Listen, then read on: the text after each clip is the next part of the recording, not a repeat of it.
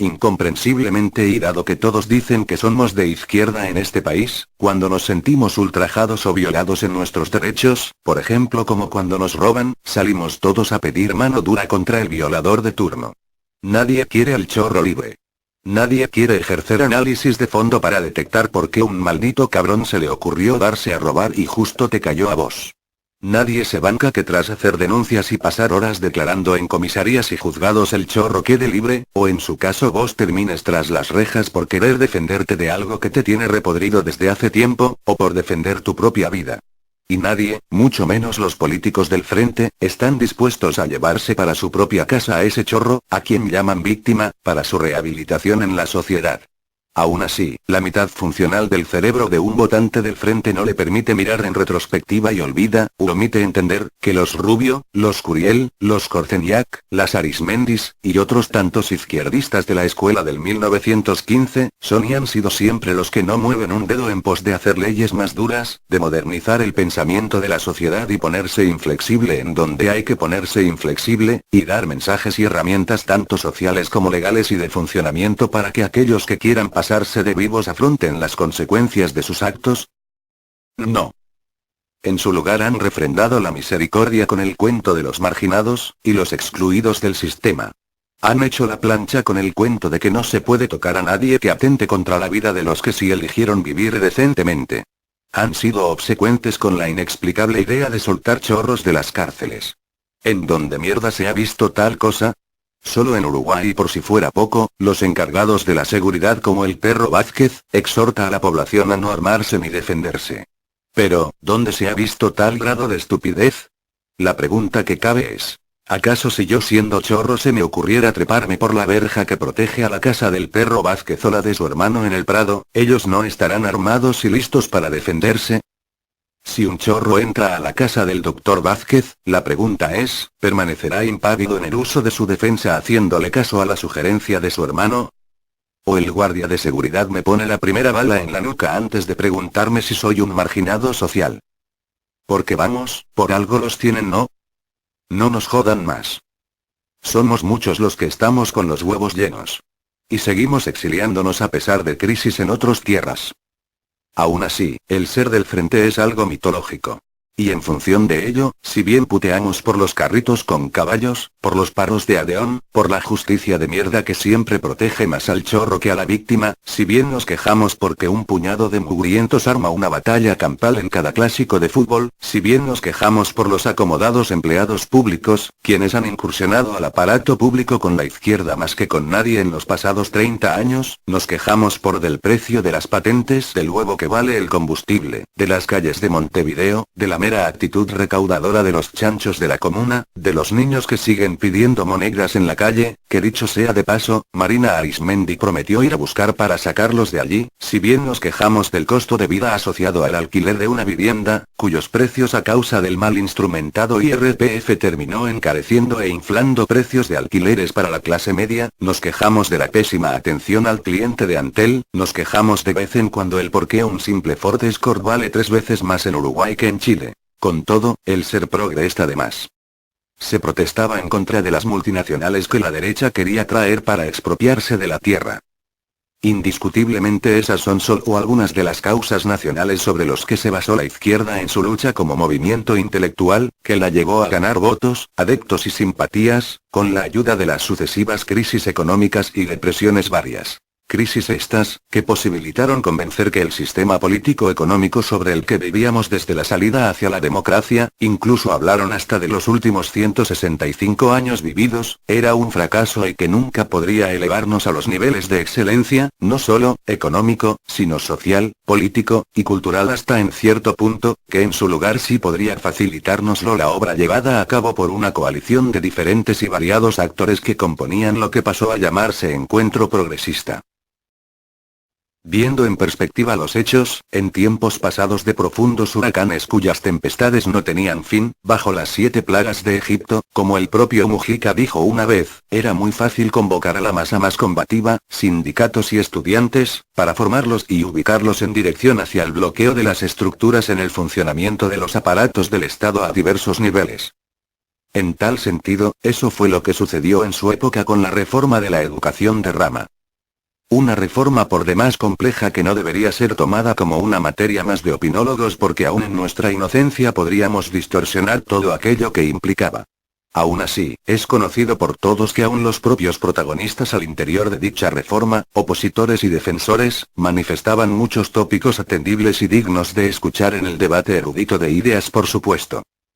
Pero también es sabido que ciertos referentes cuyo poder de seducción hacían temblar las raíces de los árboles, ayudaron a enrarecer el debate y el clima social de aquellos años, ayudando a dividir la sociedad, y por ende atrasando a todo un país que sin darse cuenta era rehén de la lujuria de algunos autoconsiderados iluminados, cuyas movidas frenaban el año de estudios, así como la carrera de muchos, mientras el resto del mundo seguía girando, y avanzando. Y mientras tanto nadie se daba cuenta que el mundo no te espera. Tales movidas fueron claramente patrocinadas por acción o por omisión por los más diversos intelectuales de izquierda de manera tácita. Ipso fáctico, era un negocio político. Curiosa y tristemente hoy, muchos de aquellos luchadores residen cómodamente en países extranjeros, en sociedades de capitalismo abierto en donde el orden y el respeto a la ley, así como a las normas de convivencia no son corrompidas tan fácilmente por el arrebato romántico de turno. Y en el cual, si le tiras una piedra a un policía, te la comes adentro sin chistar. Otro grupo de aquellos luchadores aún residiendo aquí, no sabemos por qué, olvidaron o omiten el cacareo, la convocatoria, las marchas y los reclamos por una sociedad mejor, más justa con los estudiantes y docentes, y sobre todo para evitar vender la educación a los intereses de las corporaciones mundiales como clamaban en los 90s. Hoy el Uruguay solo sabe formar gente para trabajar en call centers con viles regímenes de trabajo. En esa amnesia también cae el hecho de que ya no se sale a confrontar abierta y tenazmente en contra de un gobierno que negocia con el FMI, el BID, o el Banco Mundial. Lo más irónico de la rueda de la vida, es ver cómo los gobiernos que en el pasado creían en el sistema económico, tal cual se lo entiende universalmente, llámele usted como quiera, fracasaron en sus premisas bajo el manto más nefasto que recordaremos por mucho tiempo. Mientras tanto hoy en día existe un gobierno cuyos protagonistas que aborrecían a el sistema tal cual se lo entiende universalmente, goza y sale exitoso ante los ojos de la historia por obra y gracia de las fuerzas que en el pasado nos jugaron en contra. El mercado. Y para muestras, cuando el primer ministro Astori en los conocidos almuerzos de ADM, elogia los logros de las pasadas administraciones no frente amplistas, para salir de la crisis del 2002, y de la reforma educativa, no se oye en lo más mínimo una desautorización de la propia izquierda que no votó nunca un discurso que reconociera tales hechos. Póngale el ismo que a usted más le guste, de momento la buena suerte de un gobierno no es por el resultado de sus acciones. Aunque sí lo es y mucho, cuando ocurre exactamente lo contrario. Hoy el país es un Edén gracias a que la fuerza elegida nos corre a favor nuestro.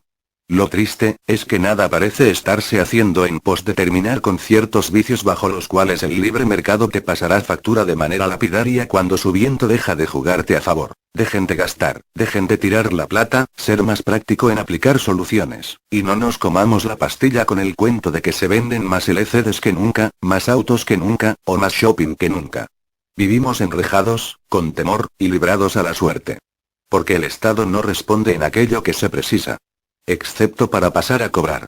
Se han hecho avances, sí. Pero la bonanza económica es de carácter extraordinario y puramente privado. El problema a futuro es la inflación del gasto desde el Estado. Algo que ahora al PP le preocupa, y sobre lo que se ha pronunciado alertando a no gastar más. Lástima, es un poco tarde Pepe. La izquierda hizo bien en regularizar muchas cosas que eran una entelequia. Un quilombo. Hoy una empleada doméstica es explotada si ella acepta serlo. Hoy un trabajador puede denunciar, cuando sus derechos están violados. Para el trabajador existen respaldos que antes eran impensados. Eso está bien. La renovación ideológica que se habla al interior del Frente Amplio connota el hecho de asumir las contradicciones que Anonymous ha dicho aquí. No se puede crear conciencias individuales en base a preceptos impracticables, insensatos, carentes de toda lógica, y perimidos con los deseos más básicos de cualquier persona. Las mentiras autoimpuestas al interior del frente nos han costado caras a todos. A tal punto que quienes ya no viven aquí, ya no pueden creer que el Uruguay sea lo que es, que Montevideo tenga la mugre y abandono que tiene, que el PP sea quien nos represente, y que el crecimiento económico del Uruguay no evite que la salud pública esté por los suelos. De hecho, con crisis, si a un uruguayo se le ofrece trabajo estable en el exterior, se va. Les guste o no. El costo ha sido para todos, y también parece serlo para el propio Frente Amplio. Razón por la cual, se escuchan voces asintiendo la movida del doctor Vázquez hacia la renovación ideológica. Qué irónico. Gracias a la involución ideológica, él pudo ser presidente. Y si esto ha parecido una ofensa, y un desatino ególatra de Anonymous contra quienes votaron en amplia mayoría al frente, por favor, no se sientan humillados ni insultados. Esa no es la intención de Anonymous.